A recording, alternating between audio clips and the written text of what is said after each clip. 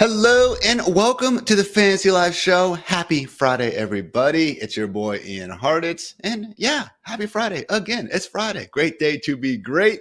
And it's a great day to have a very special guest joining me to talk some news and capitalize and finish off our QB week. None other than establish the run season-long lead, John Daigle, aka Johnny Football. What's up, my friend? It is that time of the year where it's all heating up. Scott Fish Bowl team previews. I know at Fantasy Life that's happening as well as establish the run. It's just a hot time of the season, Ian. It is the hot time indeed. Make sure you guys go check out all the great work at Establish the Run. Obviously, Daigle's season-long stuff, but pods with Silva, Levitan, and then, I'm just pumped for Cody's, preseason showdown stuff, Daigle, because that's always a great way to pass the time and make some money. That's right, football. Next week, Hall of Fame game, the Lovie Smith Bowl between the Bears and the Texans. Who is not excited about that one? But again, guys, very great show on tap, talking some of John's favorite quarterback picks and strategies. But first, let's break down the news. All right, so relative to the first couple days of the week, I don't think we got as much actionable depth chart info, but still some good nuggets out there, specifically with the Bills wide receiver one, and maybe, just maybe, the RB1. I'm kidding about the latter part, kind of. But Curtis Samuel getting all kinds of rave reviews out of the first couple days of Bills camp. His athleticism on display, the versatility, apparently just being used all over the formation. So, Daigle, I'm not going to come here and just say, oh my gosh, Curtis Samuel's so good in practice. Now we really need to draft the guy. But just looking at the Bills offense, what we know about the other players in there, what we know about Curtis getting that $24 million deal with $15 million guaranteed. I mean, if you had to put a chip on a Bills wide receiver in Buffalo, I don't know about you, but mine would be on Curtis Samuel. Of course, because it's important for us to identify who is going to be on the field in two wide receiver sets there. When both Dawson Knox and Dalton Kincaid were healthy last season, the Bills quietly ran the third highest rate of 12 personnel, two tight end sets, which for X's and O's purposes, as we know, only puts two wide receivers in the field. And so we need to make sure it's going to be Curtis Samuel. And as you mentioned, on the first day of camp, Mac Hollins rotated with MVS and Chase Claypool, but the constant was Samuel, who did, as we know, average a career high in catches, carries, and fantasy points in his last stint under Joe Brady with the Panthers. He ran 71% of his routes from the slot in that time as well. Khalil Shakur, everyone who is hyping him up, it's a little bit scary since he's literally only run 4% of his career routes from two wide sets. I don't know when he's going to be on the field if they're using Knox and Kincaid heavily. So like you, Samuel is the wide receiver one, in my opinion, in Buffalo, just because he's going to be there. And you mentioned the Joe Brady year before that they got to spend together back in 2020 with the Carolina Panthers. PPR wide receiver 27 finish for Curtis Samuel. And I know we like to shout out, his old teammate DJ Moore and Terry McLaurin as the sort of players that have just, been forced to play with one mediocre quarterback after another. But Curtis really isn't, too far removed from being in that conversation himself, certainly getting career best play coming up here in the form of Josh Allen. So very excited for that. And again, would not really underestimate the impact he can have here. Bills wide receiver specifically ranked as 29th in terms of yards after the catch per reception over these past three seasons. And, with all due respect to James Cook and Ray Davis, maybe, just maybe, we see Curtis make a bit of an impact in the backfield as well. Only Deebo Samuel has more yards per carry than Curtis among all non-QBs, with at least 120 rush attempts since 2017. Yes, I use that arbitrary cutoff to get Devin Achane out of my very cool Samuel stat there. So, John, looking at, again, kind of where Curtis is usually going in drafts, some might call it kind of the wide receiver cliff, because it's really him, Jameson Williams, Cortland Sutton, right there after Jackson Smith and Jigba. Again, depends on the site, but I don't know, man. For my money's worth, yes, I like to already have four wide receivers at that time, but if I am, finding myself in a draft where I'm going elite quarterback, elite tight end, I got a couple running backs. If Curtis is my fourth wide receiver, man, I don't feel too bad about it. I mean, do you have kind of a line where you want to get your fourth wide receiver? Because I feel like Curtis is on the right side of it. I think you hit it perfectly. Where in that tier of players, like a Jameson Williams, JSN, we are just betting on the unknown. We haven't seen it just yet. Even for Williams, as exciting as he's been, 58% of his career touches have gone for 10 plus yards. It's incredible. But he still has only run 369 routes through 2 seasons, all because he's dealt with injuries. And now he's getting thrusted into 2 wide receiver sets. So you can see a path where someone like a Jameson Williams ends up as your weekly wide receiver 3 starting every single week for you.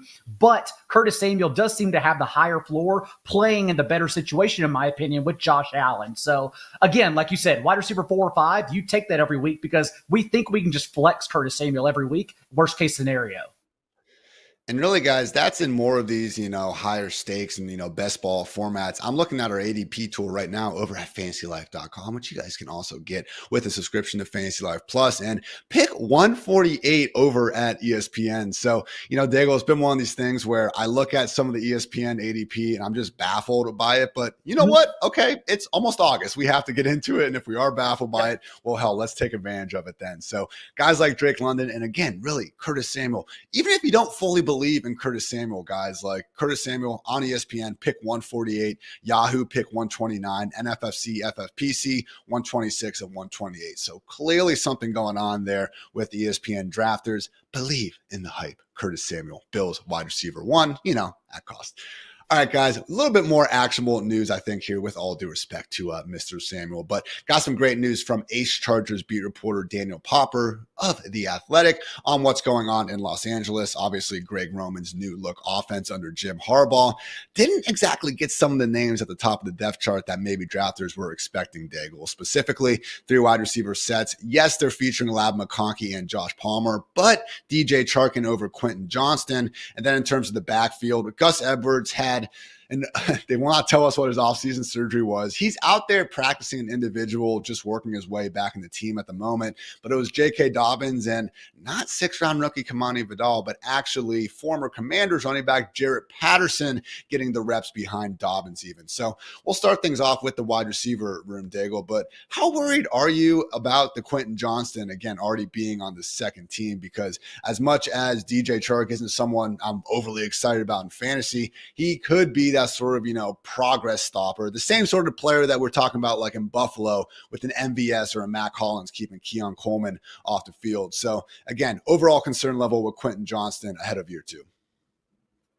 If his ADP was high, if people were believing in a bounce back, I would be concerned. But much like how Fantasy Life's own Dwayne McFarland, because every year, remember, if we're not stepping back and saying why we got these situations wrong, then we're really not learning. We're probably going to repeat those errors in our jobs and when we play fantasy at home. But McFarland was the first one, the biggest one, at least I remember, whenever Josh Jacobs got pushed down the board in ADP after he played the entire first half of the preseason game that week 1 year. That Dwayne was very big on drafting Jacobs because his stock fell 4 to 5 rounds. And that's kind of happened with QJ. Like, yes, he was very bad when he played last year relative to his peers, but also he was used incorrectly. Like Chase Claypool for his career, coaches see his big body and they think he's a downfield receiver when that's not the case at all. Like, he literally had the 11th fewest contested catches out of 102 qualifiers with 100 targets in the Power 5.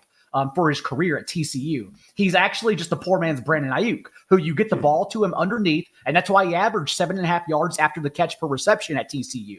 So if that's how they're going to use him, I'm willing to buy this dipping stock and just cross my fingers that a first-round receiver can figure it out.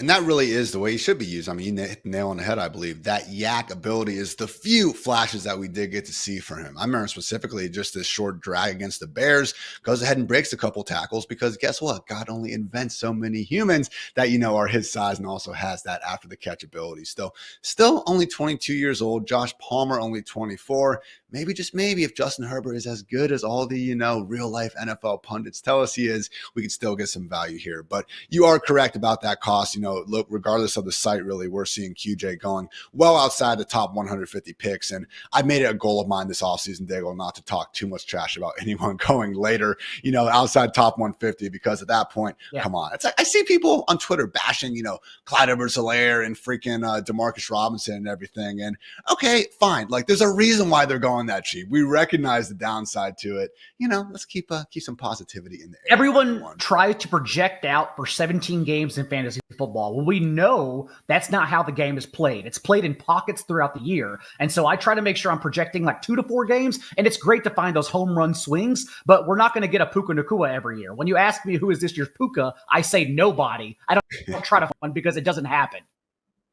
Who is this decade's Puka Nacua? Probably a better question. Same thing when James Robinson had the really good. Yeah, there we go. Exactly. So with the running back room, though, I mentioned it before. Again, J.K. Dobbins and Jared Patterson getting the first reps.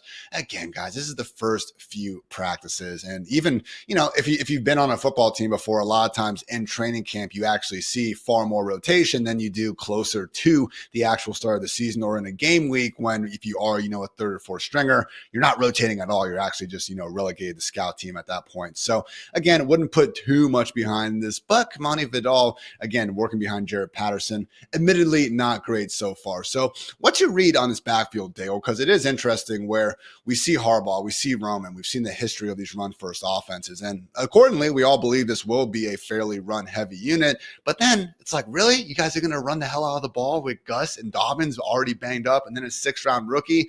Certainly seems like a situation where maybe we end up seeing one of these, late August cuts find their way to Los Angeles. But for now, still in or out on Kamani Vidal?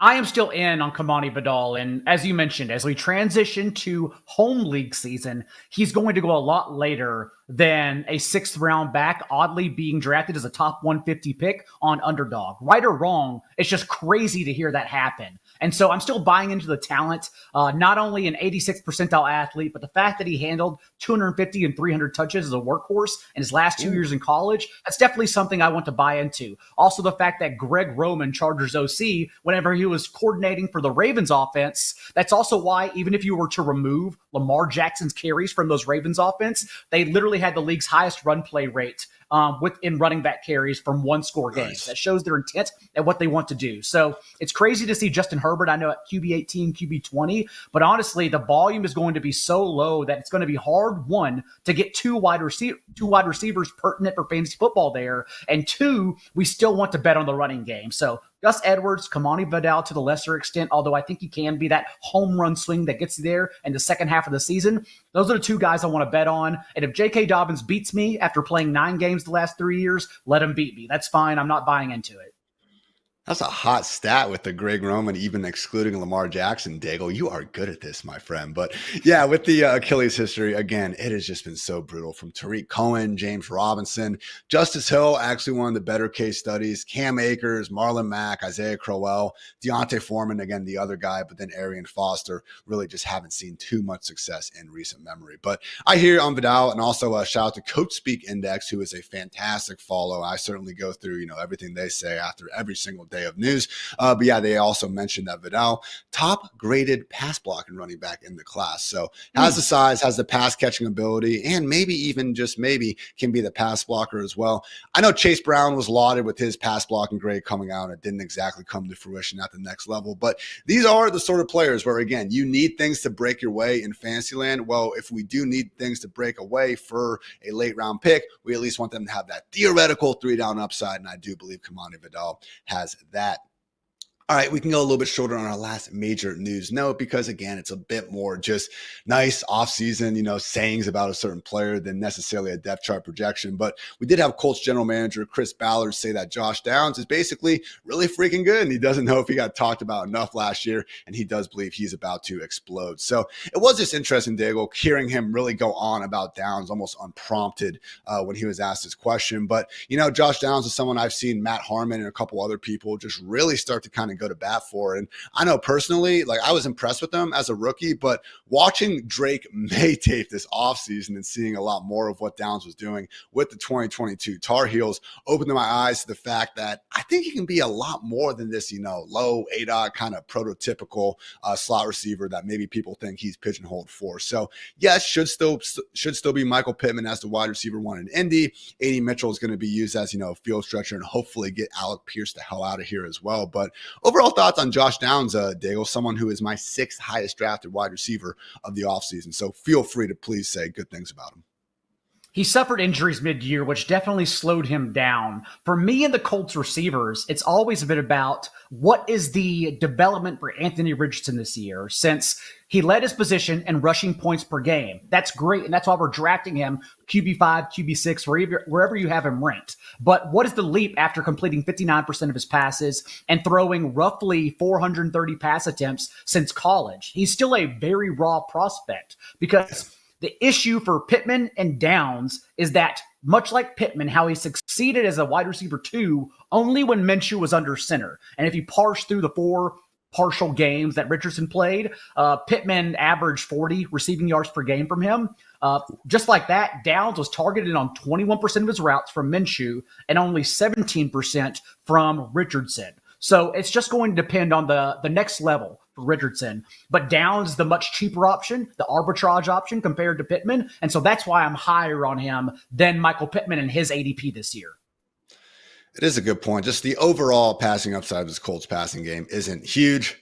God forbid, again, I don't like predicting injuries in anyone. Richardson wins the lottery and decides, you know what, I'm good for the rest of 2024. I'll see you guys later. Mr. Joe Flacco coming off the bench to perhaps win more fantasy leagues in December. I'm not saying I don't want it to happen because I have drafted far too much Anthony Richardson for that scenario to come to occurrence. But as things stand right now, FantasyLife projections have this Colts offense 26 in total pass attempts, 24th in passing yards, and 24th in passing touchdowns. So again, drafting Josh Downs, going usually outside the top 55 or even 60 wide receivers more places than not. So again, certainly more of a speculative late round pick, but yeah, I do think he happens to be pretty good at football and not out on AD Mitchell either, man. 5th best relative athletic score out of over 3,000 wide receivers since 1987. Colts have it is a funny offense because you have Richardson, JT, AD Mitchell, Mo Alley Cox, Jelani Woods, and then just, small ass Josh Downs, really like walking off the bus team, Daigle, and just getting the most intimidation. I think Colts might be the number 1 squad in the NFL. Colts are going to be fun to watch, and they're going to produce points. It's really just going to be how many of those points are through the air, because JT and Richardson are 100% going to get theirs on the ground. Yeah, they really are. So hopefully, again, a little bit less, erraticism out of Richardson. The highlights, the 1-minute passing highlights are hot. I've seen the throw down the seam to Downs against the Rams, made some also, really good off script plays that game, but minus 7.7% completion percentage over expected. 45th among quarterbacks last year. That is not great. So hopefully, again, a little more experience, gets a little bit more consistency out of Richardson and that entire Colts passing game. So those are the main news items, everyone. But as always, I'm going to now quickly run through some of the other storylines before we get on to some QB questions with Mr. Daigle. Speaking of Richardson, Coach Shane Steichen did say they will not be limiting his run game, quote unquote. Shoot, are you going to limit Steph Curry from shooting 3-pointers? Well, that's one of Anthony's strengths. We're not going to get away from that. Very good news for all you Anthony Richardson drafters out there. Matt Collins, as Daigle mentioned before, certainly someone involved. And Joe Brady said, one of my favorite players, probably one of my favorite people I've ever met, going to be a stud for us both on the field and off. Don't underestimate Matt Collins maybe taking that, little used X wide receiver job in Buffalo. Bo Nix getting most of the first team reps per Sean Payton. Gardner Minshew getting the first reps with the first team in 11-on-11s yesterday as well. Bad news for Rondale Moore drafters. He was working with the 3rd and 4th teams, in Atlanta. Yeah, I know. Maybe it was just me drafting him in round 18, but not looking too smart at the moment. Deuce Vaughn sounds like he'll have a solid role, especially in the passing game per Nick Harris. Cowboys wide receiver 3 battle continues to be one between the Jalens, Tolbert, and Brooks to keep an eye on. Jordan Whittingham apparently challenging for the wide receiver 3 spot in Los Angeles. I swear to God, if they hit on another day 3 wide receiver, I mean, I'm not going to do anything. That'd be pretty awesome for them, but, it would be wild, and I would not feel good about that with all my DeMarcus Robinson shares. Steelers' first day of practice apparently used a ton of 2 and 3 tight end sets, which, hey, is still fine for George Pickens and maybe, just maybe, Pat Freiermuth, who's someone I certainly made a habit of drafting. Russell Wilson woke up with a calf issue and did not practice. He's considered day-to-day. Justin Fields was getting the first-team reps. Maybe, just maybe, a Wally Pipp situation. A man can dream.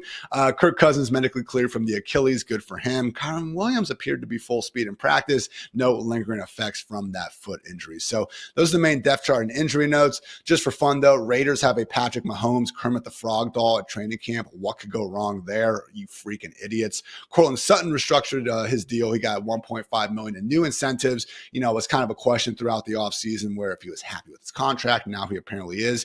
Jamar Chase, maybe not so much. Adam Schefter saying he's only scheduled to make $1 million in base salary, $4.8 million overall. Once a new contract, this situation is not over per Schefter. And the last one, guys, this is huge. Kirk Cousins staying in the same room as Taylor Heineke, Michael Penix, and Kyle Pitts. Roommate narrative, let's go. Kyle Pitts to the moon. This all but confirms it. But that's the news, everyone. And now a quick word on Fantasy Life Plus. Fantasy Life Plus, as you guys know, is our premium product over at FantasyLife.com. Still have plenty of free stuff. Don't get me wrong. You're listening to one of the things right now. All of our articles, and again, still have rankings for you guys. But if you're trying to take your game to the next level for the price of less than a burrito per month for the expensive Tier 2 one, relatively expensive one, you can get our Fantasy Life Plus package. And if you guys have been catching our shows this week, truly the Draft Champion tool with just the ability to customize all your league settings, keepers, you know, whatever you want to play, your redraft, Dynasty, or even best ball, can fly through mock drafts, get instant feedback, and get, again, just really what, in my opinion, one of the best tools in the industry to just get smarter ahead of redraft season. Because if you're like Daigle and me and, you know, a lot of these other people out here, when you do so many best ball drafts, sometimes it's hard to get your mind back into the swing of redraft. And I'd rather have some bad drafts on a, you know, mock draft simulator as opposed to going out there and blowing it in front of my friends and family and losing, you know, our mortgage and all that. So a lot cheaper than losing your mortgage is, again, paying for our Tier 2 subscription. Fantasy Life Plus. Go check it out, everybody. All right, Dagsy, it is quarterback week, and you are bringing in the grand finale. Just want to, you know, go through some of your general strategy at the position. So obviously, you know, talking more here about just single quarterback leagues. Maybe we'll dive into some super flex stuff later. But just overall, John, who are your most drafted quarterbacks of this offseason? So the meta for 2024 fantasy football, long story short, is that elite quarterback, the guys we took in the second and third round last year, failed. The entire top tier players came back in points per game. And that's why those elite players at quarterback are now available at the end of the third round, the fourth and fifth round as well. And so to me, I want to have elite quarterback in every draft. And that begins with Jalen Hurts. Let's remove Brian Johnson's offense last year and now go to a Kellen Moore offense that not only led the league last year in combined play volume with their opponents at the Chargers, but also remember, the Cowboys with Dak Prescott at full health never finished outside the top 6 in plays per game under Moore. Not only that, but we can throw Jalen Hurts' second half of the year out the window. He was literally dealing with 3 different injuries, and that's why he averaged, 7.5 weekly carries when his career average is over 12, and 6.5 yards per attempt, which is like bottom feeding compared to his usual production output. And now he's being drafted in that third, fourth round turn around T. Higgins, George Pickens, Terry McLaurin, Travis Etienne. I would argue 10 out of 10 times I'm betting on Jalen Hurts over that group of wide receiver 3s, running back 2s arguably. And so I like to begin my draft. I like to have a lot of Jalen Hurts this year.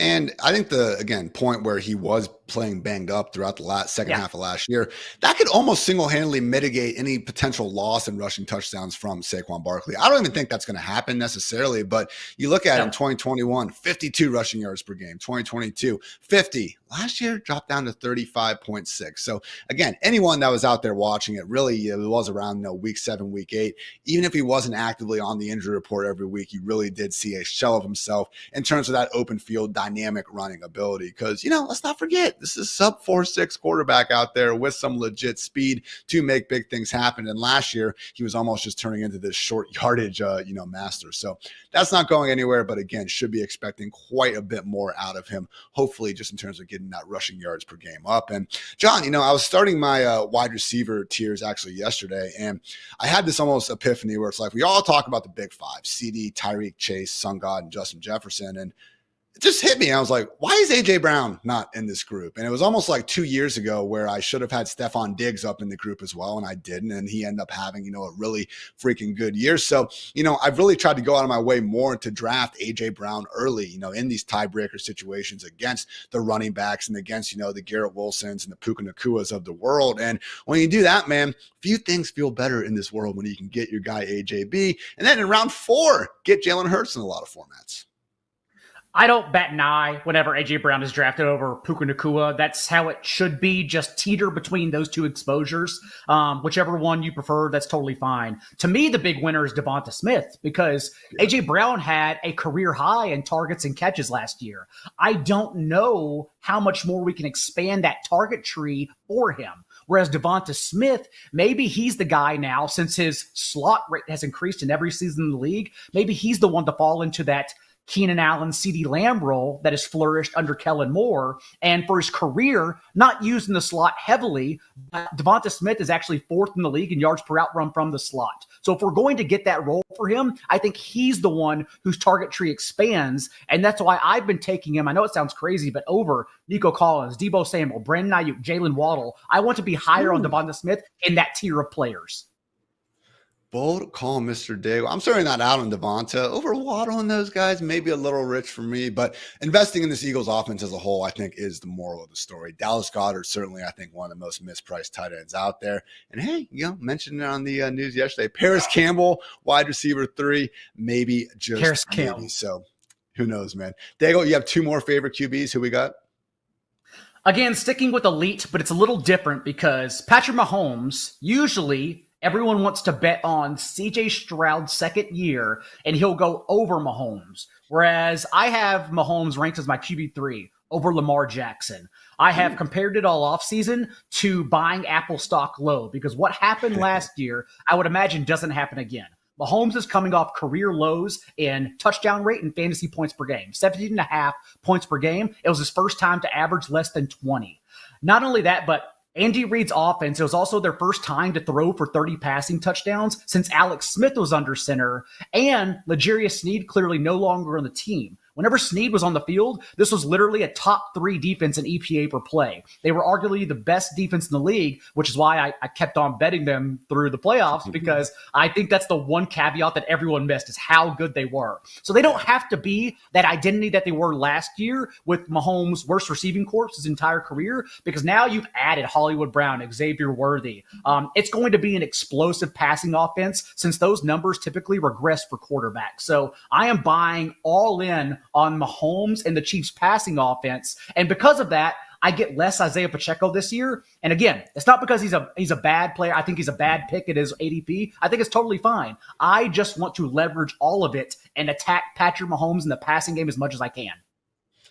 Chiefs defense, the only team slash defense to not give up at least 30 points in a game last season. So you are spot on right there. And yeah, man, when you're able to get, again, Travis Kelce in round 3 and 4, a lot of these drafts now, then Mahomes, and then maybe just a Hollywood Brown, Xavier Worthy, Rashee Rice. It's wild. It's almost like because of these last 2 years where, again, we haven't seen the Tyreek Hill level fireworks out of any single wide receiver. But hell, in 2022, man, Juju Smith-Schuster and Mecole Hardman still put up top 36 numbers in PPR points per game. And we don't have a single Chiefs wide receiver going in the top 30 right now. I mean, it is wild. We're like, Mahomes' price really isn't changing. So I think everyone agrees that, okay, we're looking at top 5 numbers here. Kelsey's price is dropping. Yeah, we can still get the wide receivers cheap, man. Like, I get the Rashee Rice situation in terms of him, obviously, likely facing a suspension, although that's not a guarantee, but really does seem like a rare situation where we can heavily get behind, maybe the best freaking quarterback ever. And for that reason, he is my 3rd most drafted quarterback of the offseason. So I'm right there with you, Johnny. 3rd favorite quarterback for you. And my most drafted quarterback of the offseason is none other than Jaden Daniels. I think what's happening, especially in home leagues, because Daniels is being drafted to the QB 14, Step back and realize that rushing points, that's why we talk about Anthony Richardson, are the skeleton key of the position. Reach Rebar coined it as the Konami code. He does this much better than me when talking about rushing quarterbacks. But the QB 12 through 24 this year, QB 2s and ADP, Deshaun Watson and Jaden Daniels are the only players in that range who have averaged over 3 rushing points per game for their career. So there's always those two players who can break into the top 12 based on their legs alone. But I think what's happening is that Daniels is being compared to Anthony Richardson when, for all the reasons we discussed earlier, Richardson is still a developing player growing into the passing game. We're drafting him for the floor and hoping to get the ceiling. Jane Daniels is a significantly cleaner passer from day one. Literally led the nation in yards per attempt from a clean pocket last year. The only quarterback to average over 11 yards per attempt when he wasn't under pressure. Not only that, but remember, Kyler Murray finishes the QB 12 in points per game under Cliff Kingsbury. And since Jaden Daniels averaged 9.7 rushing points per game for his career at LSU, it's important to know that Cliff Kingsbury's offenses in Arizona for those 4 seasons, since he does run that spread scheme, they literally faced the league's lowest rate of 8-man boxes. They were playing light boxes with fewer defenders stacked in the middle, which is great for a mobile quarterback to get up and get some yards there in the shallow part of the field. So I'm betting on Jaden Daniels as a QB2 who I really think can finish in the top 8 as his position this year.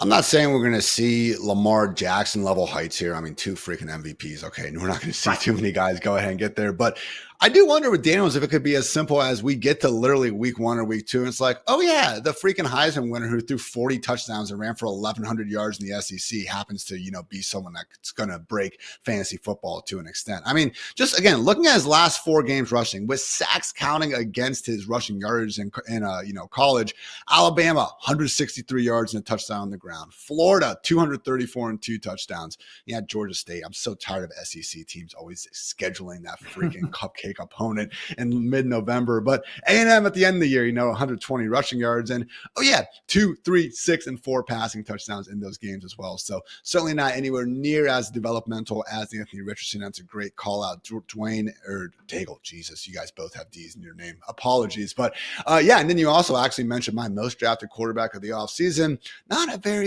crowd favorite. I get it. But Deshaun Watson, again, if you have to go through the quarterbacks and just say which of these guys do have the dual threat Konami code, shout out Lord Reeves upside, it would make sense that it is those 2. So good stuff, guys. Again, Jalen Hurts, Patrick Mahomes, and Jaden Daniels. Great day to be great. If you are going through just relative to ADP, though, Daigle, I mean, what kind of strategy and then thus quarterback are you trying to most prioritize there? Because, the way I like to put it, like if you could almost craft out your perfect fantasy lineup before going in, everyone's going to play by your rules. You get your guys. Where would you prefer to draft a quarterback? And then who usually would it be?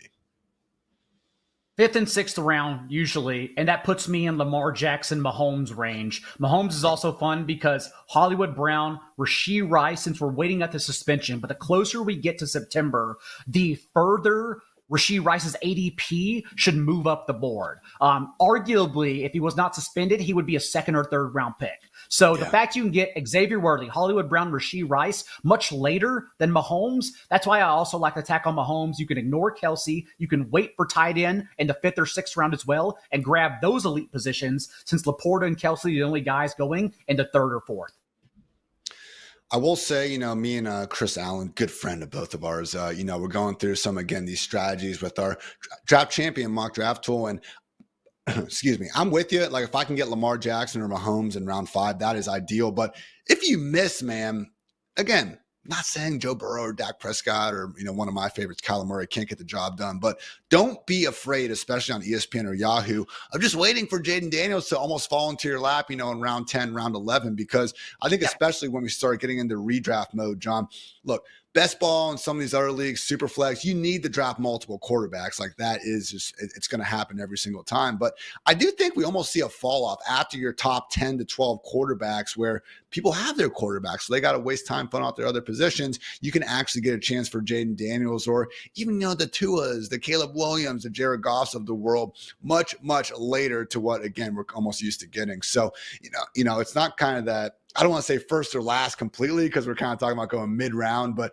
mid-round quarterback or just going straight to last seems to be the move. Going all the way up into round again, 2, 3 to get Josh Allen. I know he's probably going to put up another top 2 quarterback season, but just so far, really have enjoyed my rosters more with exactly what you're saying. That mid-round, and if you don't get it, don't panic. Wait, because there's probably still going to be some pretty damn good options there in just a few more rounds. Jared Goff, to your point, is my favorite, like QB2, QB3 for Superflex leagues. So you can start every week because I don't know if anyone's noticed, but the Lions' schedule, they just had it laid out for them, at least to make it to the playoffs. Just one outdoor game, since we know Jared Goff struggles in the cold, under pressure. One outdoor game through week 9 and 3 consecutive home games in weeks 13 and 15 when every team is just so tired by that time of the year. So it's really just a great schedule to lean on Jared Goff in Superflex leagues.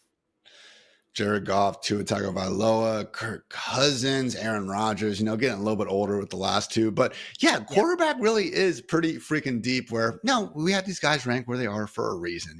Yes, give me freaking Jaden Daniels over Aaron Rodgers is going way later. I'm not discounting that. But again, if you do miss out on your preferred target, don't panic because, and that's the thing. Like any draft strategy I think can work. You just need to have the right mindset and just adjust as you're going through. That's why I think it's important to go into your draft with an open mind, take the value when you can get it, and then just, again, try to adjust and just don't leave yourself falling too much. And that's why we're prepping and talking about fantasy football every day here in July. But some other things that I do think are fun to focus on are DraftKings, specifically UFC 304. Guys, shout out DraftKings. Again, 304 going to be a great time. I've been talking about it all week. John Daigle and myself, and my now wife, then she was just my new girlfriend.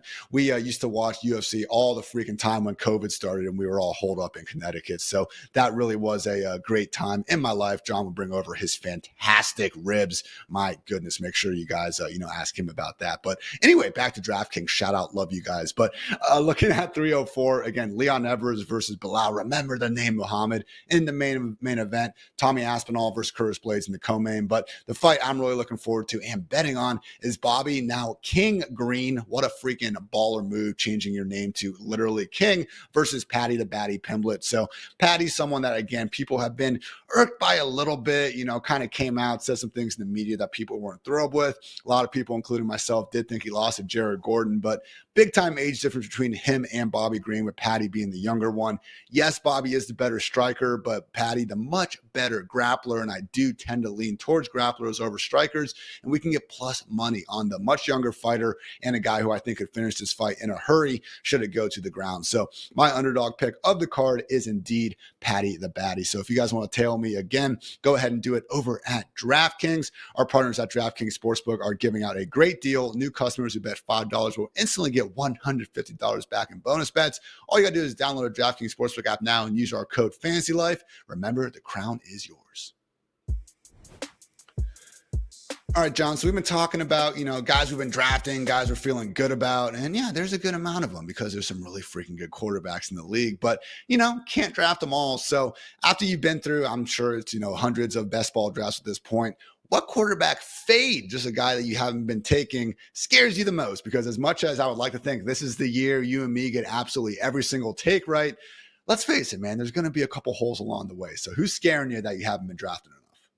Even if I'm right, please, production team back there, do not clip this for social media. I do not want to be known as the guy who is fading CJ Stroud, but I play the game based on numbers. And although I absolutely love CJ Stroud in this dumb little fantasy football game we play, I worry that at his top 5 ADP, he cannot return that value since he's not a rushing quarterback. Only 7 quarterbacks to finish top 5 in points per game since 2017 have averaged fewer weekly rushing points than CJ Stroud's 2.3 last year. And you don't have to look far to know what those 7 quarterbacks did to accomplish that. They paced or threw for over 4,500 yards and 34 passing touchdowns. And last year, by the way, Dak was the only player in the league to pass for over 34 touchdowns, led the league with 36 because of the way the game is changing. Zone coverage has increased in every year since 2019, and that's why we're seeing fewer explosive plays, fewer 300-yard passing games every year as well, despite the league expanding with one more game to 18 weeks. So overall, like at his ADP, I do not think Stroud can get there because he does not add as much in rushing points as an Anthony Richardson, a Jaden Daniels, someone going behind him who runs a little bit more. And by the way, if Stroud sticks it to me, that's okay because I love CJ Stroud.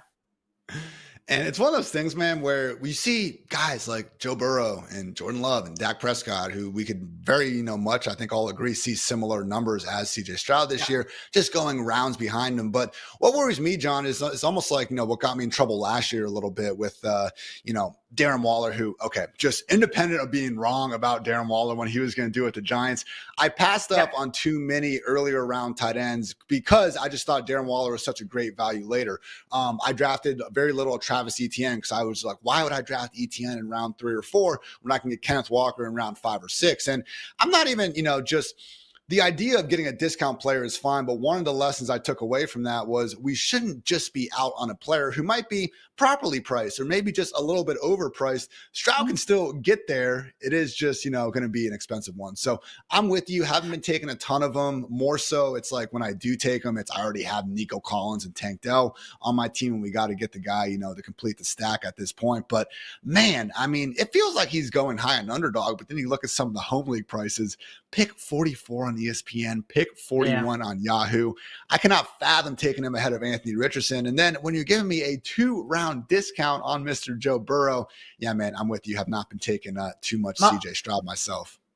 And the counter usually is people say Mahomes doesn't add the rushing points either, but Mahomes, in being the greatest quarterback of all time, has beaten Lamar Jackson, Josh Allen, and Jalen Hurts in points per game at least once since 2020. Like he's topped them all, whereas I don't know if CJ Stroud can do that. My quarterback tiers in tier 1, it's dual threat aliens, and it's 5 dual threat guys, and then Patrick Mahomes, who, might just be a freaking alien. As you said, the best quarterback ever is truly in his range of outcomes. One I'll throw in there, man, I have not been taking much Justin Fields at the end of drafts, and I do just wonder if we could look back and say, man, this is a guy that when he has been out there starting, he's been a consistent top 10 quarterback in fantasy football, and his only competition is Russell Wilson, who I think we all agree shelved himself and is not a very good quarterback at this time. So again, I'm not looking too much into Russ's calf injury. I'm sure he's going to be rehabbing it 20 hours a day like, he was on the Seahawks back in the day. But do you think there's anything there, Daigle? Because when I've been getting to I've drafted a good amount of George Pickens, but at the end of drafts, I don't think Arthur Smith and Mike Tomlin are going to be lining up. We've heard Tomlin every single time he's asked saying Russell Wilson is in pole position to be that QB1. But when I ask myself, like personally, if I was the one running the Steelers, I think the upside with Justin Fields is better for this offense and everything he brings to the table there. And I think at this stage in his career, he is better for them than Russell Wilson. The thing is, it doesn't matter what I think. It's what they think. So thoughts on the Fields and, Russell Wilson situation? I definitely believe they want Russell Wilson to start and just to manage the game. That's what they're looking for, since we know exactly what Arthur Smith is going to do. It's going to be bunch tight end sets. And although they are all talented players, Cordero Patterson, your favorite, Bijan Robinson, buddy. Tyler Algier, they could have done it themselves, sure. But Arthur Smith's running scheme is why all three averaged over 4 yards per carry against 8-man boxes for their careers in Atlanta, because Smith just clears the way for them. He knows how to scheme it up. And so I've been betting on Najee Harris and Jaylen Warren. But as you talked about earlier in Best Ball, we're just trying to not have dead spots in that last round.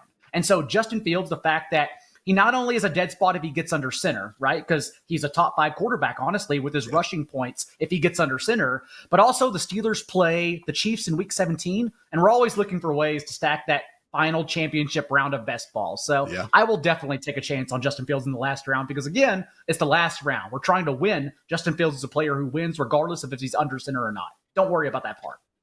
Similar argument for a Daniel Jones. I'm still a little worried about the injuries there, but they're two guys. I'm worried about Daniel Jones. Yeah. Dude, it's not even just, recovering back from the ACL isn't ideal, but what was up with that neck issue that's sapping his arm strength last year? Doesn't sound great to me, Johnny. And again, I'm not even putting my Drew Lock fandom hat on here. I'm just talking purely. Like Derek Carr's contract in his final year with the Raiders when they benched him to avoid injury, Daniel Jones is guaranteed $23 million of his $30 million cap hit next year in 2025 if he gets injured.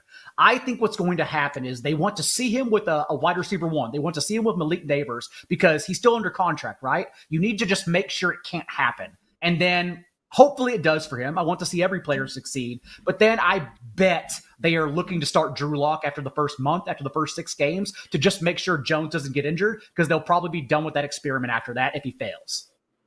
And that is the caveat here. And we got to give Daniel Jones a little bit of slack from there. Like, the Giants tried to get him number 1 wide receiver. The problem was that guy was Kenny Galladay, which obviously didn't work out. So, I mean, we like legit Sterling Shepard, Darius Slayton, Wan'Dale Robinson. Those are probably the best wide receivers that Daniel Jones has gotten to throw to, at least over these past 3 or 4 years. Later career, Golden Tate, of course, did some good things briefly with the Giants. But yeah, hopefully, he is healthy, but could be, time for some Drew Lock backpacking here before we know it. Good stuff, Johnny. So, we're talking mostly redraft here, a little bit of best ball, but one, really fun league is also Dynasty format. So I was wondering, is there a buy low quarterback that you happen to love in Dynasty? Someone who could maybe just break through, perhaps not this year, but in the future? I would say just test the water for Trevor Lawrence and Kyler Murray. Kyler Murray, again, a rushing quarterback. But he's now finally playing with the best cast and coaching of his entire career. We get to see him grow with not only Marvin Harrison, but a Trey McBride at full strength, since to this point, Trey McBride has only taken backup reps in camp throughout the summer, since Zach Ertz was always ahead of them. So under Jonathan Gander, under Drew Petzing, who I do believe is the next great head coach, offensive coordinator to come out. Better than Frank Smith, better than Bobby Slowick. Drew Petzing, I believe, is ready to coach right now. I'm excited about Kyler Murray. And then Trevor Lawrence, I'm only mentioning just because, not only because he's so young, but also because we haven't really seen him also have a full good year. Last year, I don't even like to count, since he was, I know you've talked about this on past shows, so injured in the second half of last season, to the point where you can just throw it out.